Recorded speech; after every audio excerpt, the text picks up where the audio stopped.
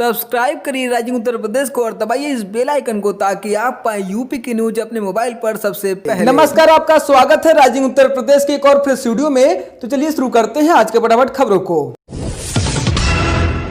प्रदेश के कई जिलों में पश्चिमी विक्षोभ की वजह से हुई बारिश से मौसम का मिजाज बदल गया। राजधानी लखनऊ, कानपुर, वाराणसी समेत कई जिलों में बारिश से मौसम सुहावना हो गया है। वहीं कई जिलों में अगले 2 दिन के भीतर भी भारी वर्षा की आशंका जताई गई है। मौसम विभाग ने बताया कि पश्चिमी यूपी के लगभग 10 जिलों में बारिश हो सकती है, जिसमें गौतम बुद्ध नगर, सहारनपुर, आगरा, अलीगढ़, मेरठ, बुलंदशहर, मुरादाबाद आदि जिले शामिल है। इसके लिए विभाग की तरफ से ऑरेंज अलर्ट जारी किया गया है। वहीं बारिश का सिलसिला पूर्वी यूपी में भी जारी रहेगा। हालांकि विभाग ने बताया कि 1-2 दिनों के बाद बारिश का सिलसिला थम जाएगा, क्योंकि पश्चिमी विक्षोभ का असर कम होता जा रहा है। प्रदेश में कोरोना वायरस संक्रमण के मामले बढ़ते ही जा रहे हैं। बीते 24 घंटे में रिकॉर्ड 502 मरीजों में कोविड-19 की पुष्टि हुई है। इस तरह कुल संक्रमितों की संख्या 10,000 के पास जा पहुंची है। कोरोना महामारी की चपेट में आकर प्रदेश में अभी तक 257 लोगों की मौत हुई है। राज्य में अभी तक 9,733 लोगों में कोरोना की पुष्टि हो चुकी है। कोरोना वायरस के संक्रमण काल में भी लोकप्रियता के शिखर पर लगातार चढ़ रहे मुख्यमंत्री योगी आदित्यनाथ को 49वें जन्मदिन पर ढेरों बधाइयां मिली। पीएम मोदी के साथ देश के सभी बड़े नेताओं ने उनको बधाई दी। इस दौरान योगी आदित्यनाथ अंतर्राष्ट्रीय स्तर पर भी काफी छाए रहे। मुख्यमंत्री योगी आदित्यनाथ ने अपने सरकारी आवास पर बैठक में कहा कि कोविड-19 के संक्रमण की चेन को तोड़ने के लिए प्रत्येक स्तर पर पूरी सावधानी व सतर्कता बरतना आवश्यक है। प्रदेश के सभी जगह पर धर्म स्थलों को खोले जाने से पहले प्रशासन व पुलिस धर्म स्थलों के प्रबंधन से जुड़े लोगों को सभी सावधानियां सुनिश्चित करने की जानकारी दे। प्रदेश में 15 जून से गाड़ियों के केवल ई चालान किए जाएंगे। अब चालान की मैनुअल व्यवस्था बंद हो जाएगी। प्रदेश के 10 जिलों में योजना का सफल संचालन किए जाने के बाद यातायात निदेशालय ने यह फैसला किया है। आईजी यातायात दीपक रतन ने बताया कि पहले चरण में 10 जिलों में ई चालान की व्यवस्था पायलट प्रोजेक्ट के तहत शुरू की गई थी। पायलट प्रोजेक्ट सफल होने के बाद इसे अन्य जिलों में भी लागू किया गया था। जिस गाड़ी का ई चालान किया जाता है उसका ई चालान वाहन मालिक के मोबाइल पर एसएमएस के माध्यम से पहुंच जाता है। साथ ही डाक से ई चालान की कॉपी भी भेजी जाती है। कोरोना से अब प्रदेश में कोरोना वॉरियर्स भी प्रभावित हो रहे हैं। ताजा मामला अम्बेडकर नगर जिले का है। यहां जिला अस्पताल के मुख्य चिकित्सा अधीक्षक डॉक्टर संत प्रकाश गौतम कोरोना संक्रमित पाए गए हैं। इसके बाद 24 घंटे के लिए जिला अस्पताल को सील कर दिया गया है। लोगों को इलाज मिलता रहे, इसके लिए इमरजेंसी सेवाएं सदरपुर राजकीय महामाया मेडिकल कॉलेज में चलेंगी। उत्तर प्रदेश बेसिक शिक्षा विभाग के कस्तूरबा गांधी बालिका विद्यालय में रायबरेली में तैनात रही साइंस की शिक्षिका अनामिका शुक्ला का एक साथ 25 जिलों में 13 महीने तक सैलरी लेने का मामला काफी चर्चा में है। इसी बीच अनामिका शुक्ला ने रायबरेली के बेसिक शिक्षा अधिकारी के व्हाट्सएप पर अपना इस्तीफा भेज दिया। इस्तीफा भेजने के बाद से गायब अनामिका शुक्ला की जोरों से तलाश जारी है।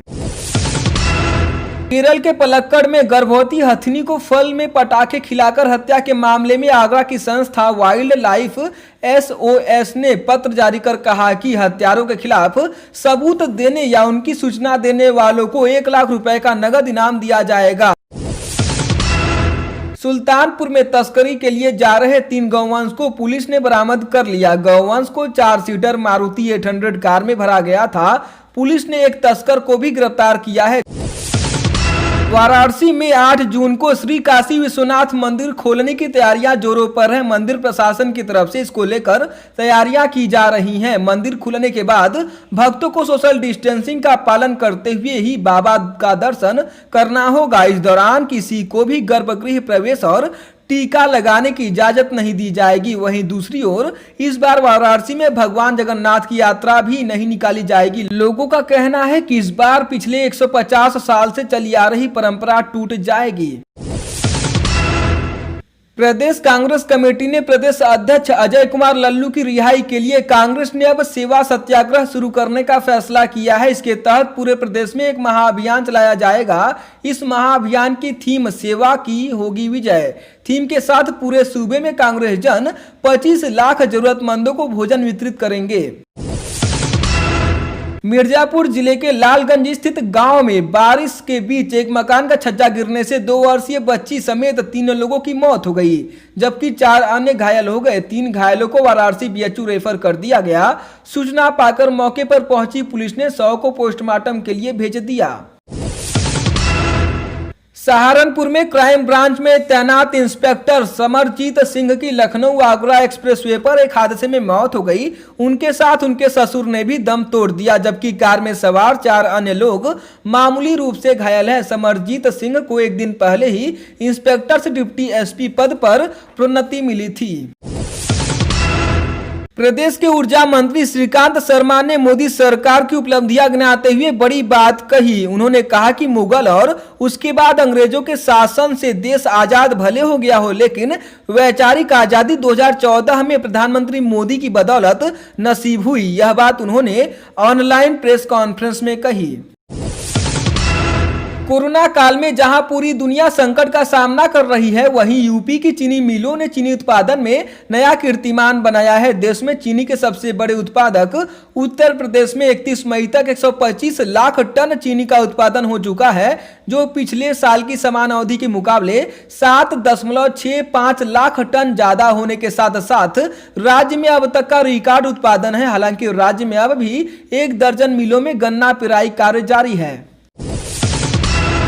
गोरखपुर के ददरा गांव में सरकारी आवास दिलाने और गरीबी रेखा के नीचे का राशन कार्ड बनवाने के नाम पर वसूली करते पकड़े गए भाजपा गोला मंडल के उपाध्यक्ष को पुलिस ने बिना कार्रवाई किए ही छोड़ दिया। भाजपा नेता को ग्रामीणों ने पकड़कर दरोगा के हवाले किया था। भाजपा नेता के पकड़े जाने और बिना कार्रवाई के ही छूट जाने के बाद भाजपा की तरफ से उसको पद से हटा दिया गया।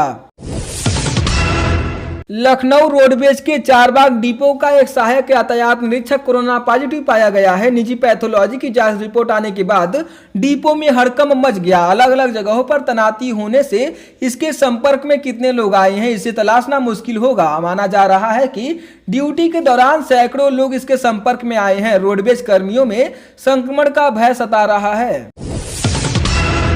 हिंदूवादी नेता कमलेश तिवारी हत्याकांड में पुलिस ने 2 और आरोपियों को गिरफ्तार किया। इन पर हत्यारोपियों को सह देने और नेपाल पहुंचाने में मदद करने का आरोप था। पकड़े गए आरोपियों के ऊपर 25,000 रुपए का इनाम था। नाका थाने पर दोनों के खिलाफ गैंगस्टर के तहत मुकदमा हुआ था। पुलिस व जांच एजेंसियां कई महीने से दोनों की तलाश कर रही थी। चंदौली के सैयद राजा थाने के छत्रपुरा गांव में शाम 8 साल के बच्चे के अपहरण के मामले में पुलिस ने 3 अपहरणकर्ताओं को गिरफ्तार किया। उसके चंगुल से बच्चे को सकुशल मुक्त भी करा लिया। अपहरणकर्ताओं ने बच्चे के पिता से 8 लाख की फिरौती मांगी थी। वाराणसी के महात्मा गांधी काशी विद्यापीठ ने व्यावसायिक पाठ्यक्रमों में भी बढ़ी हुई परीक्षा शुल्क वापस ले ली है। इससे पहले विद्यापीठ की वित्त समिति ने स्नातक की बढ़ी हुई परीक्षा शुल्क वापस ली थी। शुल्कों में कटौती सत्र 2019-20 से ही प्रभावी होगा। विद्यापीठ के इस फैसले से वाराणसी, चंदौली, भदोही, मिर्जापुर व सोनभद्र के करीब 4 लाख परीक्षार्थियों को राहत मिल गई। परिषदीय विद्यालयों में सहायक शिक्षक पद पर भर्ती कराने का ठेका लेने वाले गिरोह के सरगना केएल पटेल के स्कूल से 15 लाख रुपए बरामद किया गया। यह रकम फूलपुर स्थित ITI कॉलेज के जमीन में गड्ढा खोदकर छिपाई गई थी। वहीं गिरोह से जुड़े ललित त्रिपाठी को भी गिरफ्तार किया गया। उसके कब्जे से विभिन्न परीक्षाओं में शामिल होने वाले अभ्यर्थियों से जुड़ी फाइल बरामद की गई है। इसकी जांच चल रही है।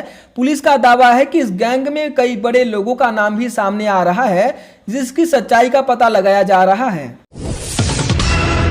मेरठ में दहेज उत्पीड़न का एक और मामला प्रकाश में आया है, जहां विवाहिता के साथ न सिर्फ उत्पीड़न किया जाता था, बल्कि उसे गला घोंटकर मार भी डाला गया। ससुराल वालों ने शादी में बाइक न मिलने से नरहेड़ा गांव में विवाहिता को मौत के घाट उतार दिया। स्वजनों ने पति समेत 6 लोगों के खिलाफ दहेज हत्या का मुकदमा दर्ज कराया है।